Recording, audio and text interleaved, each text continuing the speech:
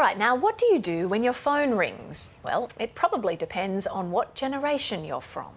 Someone's calling. How do I answer this? Slide to answer. Hey, lovely to hear from you. They're still in school. Oh, the little ones. Tell me more. Oh my God, someone's calling me. I don't recognise the number. Make it go away. Ew, someone's calling me. Like FR no cap. Phones weren't made for calling people. Were they? What do you do? Yeah? Oh, usually my phone's on silent, so I miss it anyway. Now, that reluctance that you saw to talk on the phone is frustrating employers, and according to some, could be holding some people back in their careers as well. Well, Claire Madden is a social researcher and the author of the book Hello Gen Z, Engaging the Generation of Post-Millennials. Well, Claire joins us in the studio now. Good morning. Very good morning to you, Claire. Good morning. So, do you pick up the phone or do you not? Well, if it's an unknown number, I probably often do let it go. Yeah. See if they leave. Scams. So many scams. I just leave it. See if they leave a message. So explain this to us. Why is it that a particular generation, it's usually the younger generation, Gen Z in particular, prefer text-based communication rather than picking up the phone to speak to someone? Yeah, it's really interesting. Whilst they're spending hours on their device, the last reason they'll use it is to probably actually talk to someone. And they're very accustomed to screen-mediated communication. So when you are using a device in that way, you're in control of who you're communicating to, when you are, how you are. As soon as you answer a phone, you sort of lose that control, and it can be quite exposing. Because what if someone asks me something I don't know the answer to? Or it can also feel a bit emotionally intrusive for them, and they think, I don't want to engage in that right now, whereas they're in control when it's messaging and that kind of thing. So it sounds like there is this real fear there, but that is something that past generations have dealt with before. We've all been the young person at the office who's afraid not to know the answer. Is it a resilience thing? Yeah, it's a good question. I think partly Gen Z are so used to anything being more convenient or efficient, they'll find a faster way. And sometimes it's faster to email or text.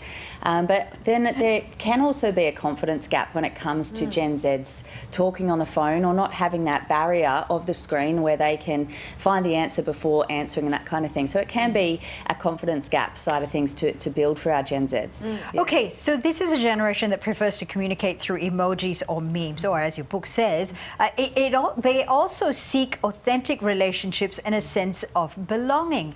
So how do you reconcile that? Yeah, it's easy to assume that because they use their devices a lot, they don't really want the face-to-face, but that's not true. In the research that I do with Gen Zs, they constantly talk about they want a relational culture in the workplace. They place a really high priority on the social side of things, on having approachable leaders, on people having time to get to know one another at work.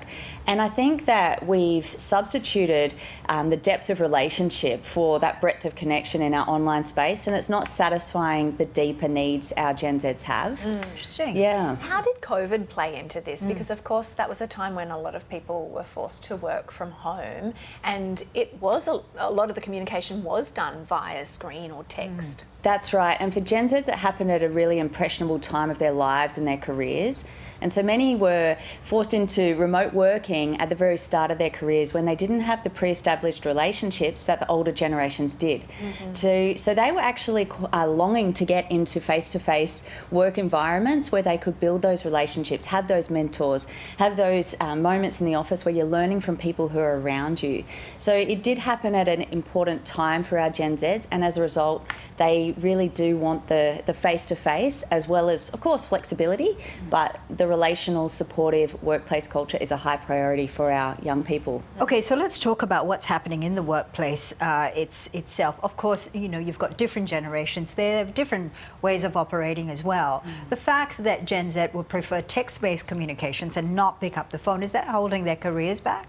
It can be a source of intergenerational conflict in the workplace because older generations, often their managers or bosses, can be a bit perplexed, frustrated by, did you call the client?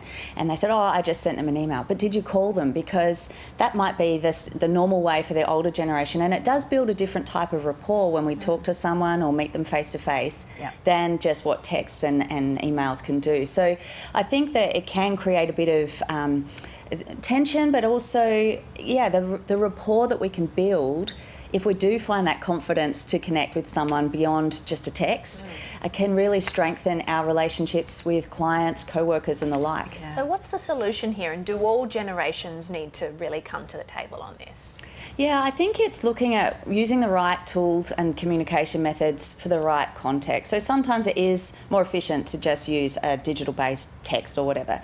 But there are times where actually building that relationship can be really valuable, or what you can clarify over a phone or a face-to-face meeting can be so much more than the back and forth and the tone that can be missed and everything in other forms of communication. So I think the opportunity is to teach our Gen Zs offline interpersonal communication skills, and don't just assume that while they might be confident in some contexts that they have that same confidence offline. We need to actually explicitly teach them those skills. Intriguing. Very good. Claire, Madden, it's great to have you in this morning. Great to be with you.